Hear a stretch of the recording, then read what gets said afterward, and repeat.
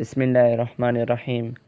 وعن أبي هريرة رضي الله تعالى عنه قال: كان رسول الله صلى الله عليه وسلم إذا عطس وضع يده أو ثوبه على فيه وخفض أو غض بها صوته.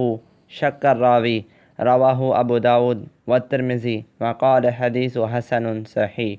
ترجمہ: حضرت ابو ہریرہ رضی اللہ تعالی عنہ سے روایت ہے کہ آپ صلی اللہ علیہ وسلم کو جب چھینک آتی تو آپ صلی اللہ علیہ وسلم اپنے منہ پر اپنا ہاتھ یا اپنا کپڑا رکھ لیتے اور اس کے ذریعے سے اپنی آواز کو ہلکا یا پست کر لیتے۔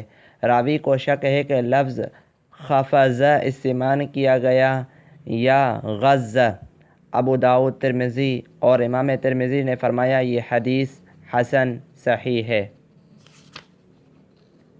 اس حدیث کی تشریح یہ ہے کہ جب چھینک آتی ہے تو آپ صلی اللہ علیہ وسلم اپنے منہ پر اپنا ہاتھ یا اپنا کپڑا رکھ لیتے۔ اس میں ایک نہایت اہم ادب بیان کیا جا رہا ہے، بالخصوص مجلس میں جب آدمی ہو تو چھینک آتے وقت کپڑا یا ہاتھ منہ پر رکھ لے تاکہ آواز پست ہو جائے۔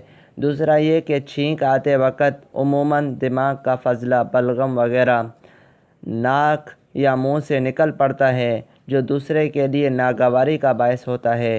اسی طرح چھینک کے وقت بسا اوقات آدمی کے چہرے کی حیت بدل جاتی ہے۔ اس سے اندازہ لگایا جائے کہ اسلام نے جہاں تہذیب و شائستگی کی تعلیم دی ہے تو وہاں پر دوسروں کے احساسات کا خیال رکھنے کی بھی تلقین کی ہے۔